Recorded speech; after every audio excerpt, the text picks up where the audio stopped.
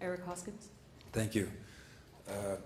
I've lived in probably 15 different countries, worked in the healthcare system in those countries, and I know that, and I think we all share this view, that Canada now and Ontario now has one of the best healthcare systems in the world. And Deb and I we've all been so proud of the work that you've done over the past years in truly transforming our healthcare system to one that's world class, even more. I believe that technology, as it pertains to rural Ontario, and I was born in Norfolk General Hospital. I was there yesterday and lived just down the street from the hospital, and I was lucky that I had access to that kind of service. Dr. Thorgood, classmate of my wife, Dr. Samantha Nutt, is practicing in Delhi. He's practicing in an incredible family health team, which I think serves as a model for what we can do in rural Ontario. We need to use new technology. Imagine if you could email your family doctor and he would email you back and give you advice. Well, he doesn't do that yet because we don't pay him to do that, but we will. Imagine if, like my dad did 2 weeks ago, he was able to use telemedicine to talk to his specialist at Toronto Western Hospital from downtown Simcoe, so they could do a face-to-face conversation and consultation. That's what we need to do with rural healthcare. That's what we need to do with healthcare across this province. Thank you, Eric Hoskins. Kathleen Wynne. One of the big challenges of government that I've discovered in the 4 ministries that I've been privileged to lead is getting the different parts to work together. So one of the things that I think needs to happen, and actually in my most recent Ministry of Municipal Affairs and Housing, our officials had started to work with Ministry of Health officials to talk about if housing money goes out, and Glenn made a really good point about supports, if housing money goes out to a community for affordable housing, we better be sure that the health supports are attached to that housing money. You know, that we don't pretend that somehow the seniors who are going to live in that affordable housing building aren't going to need those healthcare supports. So that working across boundaries, and that relates to me to the local health integration networks sharing information in a better way. And I know that is starting, but I think there needs to be more cross-germination, more ideas shared across those local health integration network boundaries, because that's the only way we get practical solutions, is when we share those best practices and bring together those experiences. Thank you, Ms. Wynne. Glenn Murray. Yeah, I'll just pick up where I went off, where I left, which was to try and give people in rural communities more control. You've heard of my plan, I think, for northern regional government in the 5 areas that are key for the north, because they have forestry and they have mining. They have a unique economy and they have unique autonomies. Rural Ontario in healthcare is different. The population is aging faster in rural Ontario. It's a smaller tax base, incomes. We have to have a made in rural Ontario system. We have to retool our LHINs to be more owned by the communities. You know, we also have to start, and I would start with something I used to do, which is a community health needs assessment. 1 in 4 of my constituents has diabetes. And you can't solve it one-on-one. Some of the problems are, unlike in rural Ontario, they don't have access to green grocers and green food. We have something called food deserts, which seems a little strange and tells you some of the differences between the urban and rural reality and why we have to have local strategies and local plans and the sufficient resources in those communities to address those different kinds of outcomes. Thank you, Mr. Murray. Harinder Takar. Yeah, thank you. I think there are 2 parts to this question. One is about the seniors and the other is about the accessibility of special services. I think our population is aging, and our strategy of aging at home is actually a good strategy. We need to expand that. But at the same time, I also realize that in certain cases, aging at home may not work. So we need to work with the communities to develop long-term care centers as well, so that they become sustainable in those communities. The accessibility issue, I think there are 2 points to that. One is we need to expand our family health teams, because if we have a family health team, we can actually access special and specialized services. The second point is actually use of technology. I mean, we have come to the age where we can use technology to actually get some of those services. It doesn't matter where those services exist. But in order to attract specialists to rural communities, we need to make sure that the rural economies become sustainable and there's a good education and healthcare system in those communities. Thank you, Mr. Takar. Sandra Pupatello. Thank you. I think what's clear, based on everybody's answer, is that we are on the right road when it comes to improving rural health care.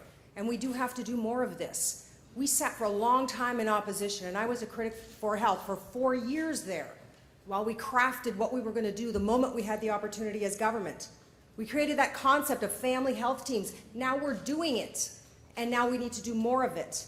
We need to do more of the things that we knew were the right things philosophically for us as liberals in healthcare, but also what all of the great minds in healthcare know we have to do. Great primary care, doctors, nurses in the right place at the right time. We have to do those things. So our great challenge as we go forward is A, defend the Liberal record on healthcare. It is fantastic.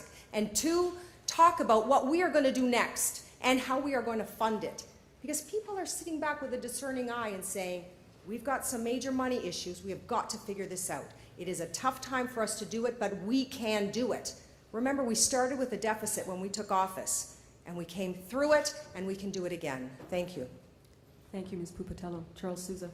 Thank you. You know, here we are debating amongst ourselves something critically important to all of us. But this is exactly what distinguishes us from the opposition. On the one hand, of the extreme, they're going to slash and burn as they did before. That's not the answer. That's destructive. On the other hand, it's all about tax and spend and let it just keep going. That can't happen. We need to make healthcare sustainable, affordable, and we need to provide the services necessary when they need it.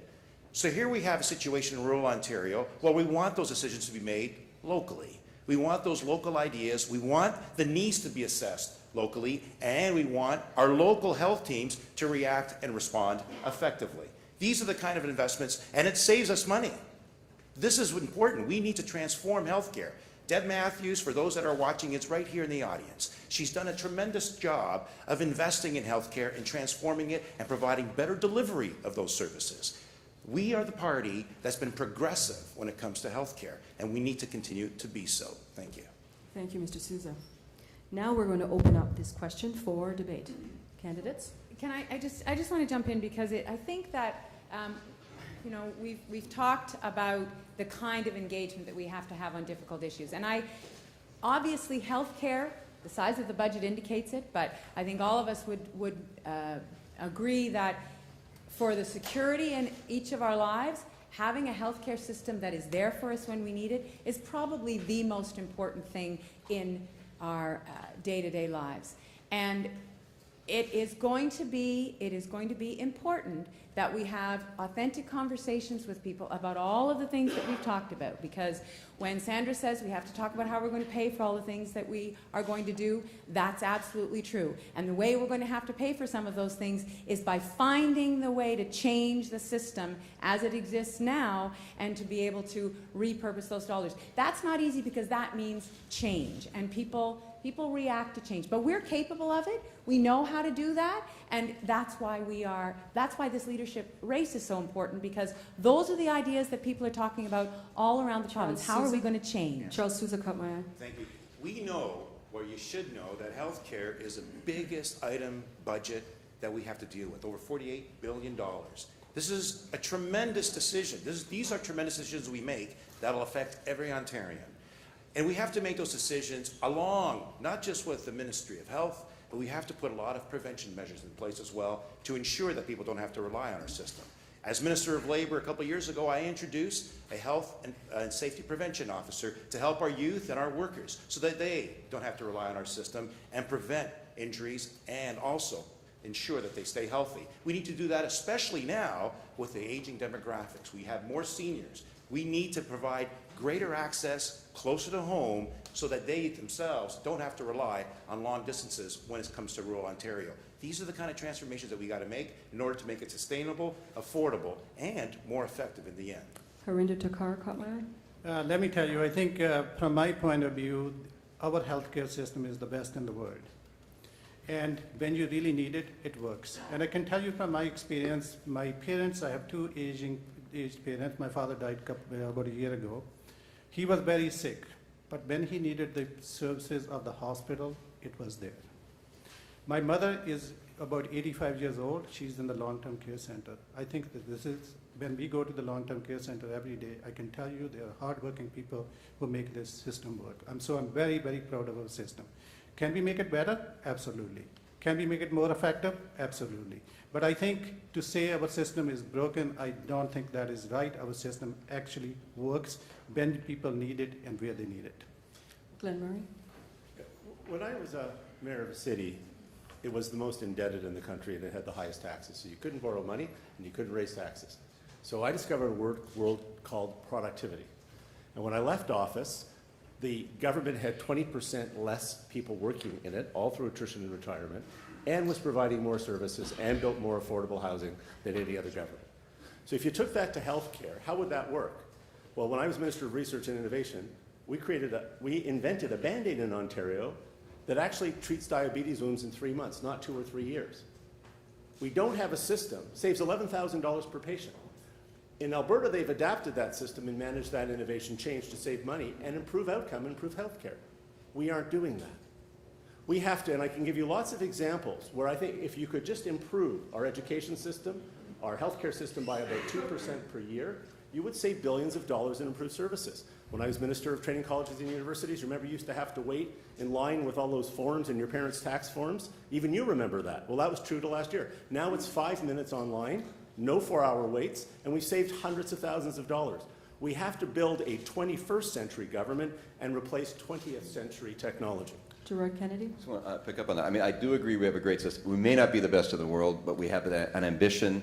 I think we are the best in Canada, and I think there are places to move ahead. For example, the OMA deal that was recently signed, in there, the doctors have to find some of the savings. When you talk about transformations, it's not pay somebody 2% more to do 2% more work. It's about how to empower people in the system to get things done. And it's that relationship with people that we have to utilize, and in some cases, let's be honest, we have to get back.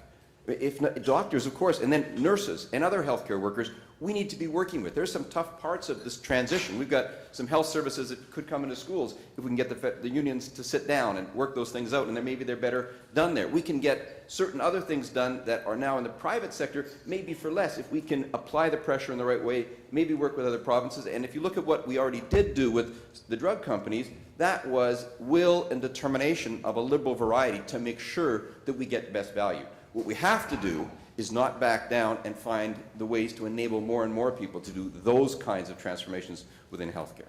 Eric Hoskins?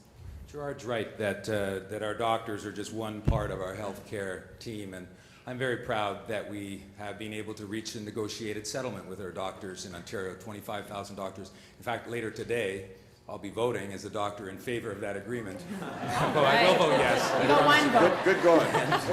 Excellent choice, Eric. But you know, partly what we need to do, we need to have the courage and the leadership to build the healthcare system that we can all be proud of. That exists almost completely today. It's an incredible system. We all play a part of that. People's, you know, when I practice as a doctor, whether it's in Parry Sound or in Haliburton or downtown Toronto with immigrant communities, families have very modest expectations. They simply want for their loved one, their child or their elderly parent, to be able to get access to quality health care in a reasonable period of time and know that they're going to be cared for. That's not a lot to ask, and we need to provide that. I also want to address the elephant in sort of the liberal room, if you will, which is e-health. We need to explain it, but in a few short years, e-health is going to be the biggest transformation in our healthcare system in its history since Medicare, where it doesn't matter where you are in this province. How many of you have gone to Hamilton or to London and the doctor has said, well, I didn't see a specialist. Well, I didn't actually get your results, so I don't know what to say to you. You have to come back.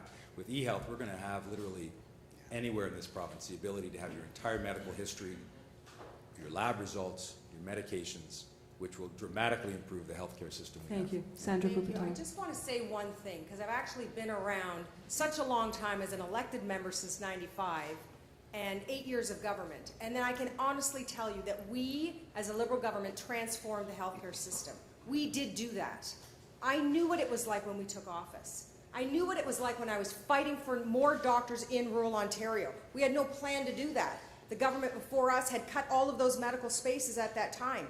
What we as Liberals need to be prepared to do, and we don't know when this will happen, and it's defend the Liberal record on what we have done in rural healthcare right across this province. Not just in rural, but urban too. We have to talk about that great change and know that we're on our way, we're on the right road, and even we collectively agree with the direction we're going, all of us as candidates, because we've done well on this front.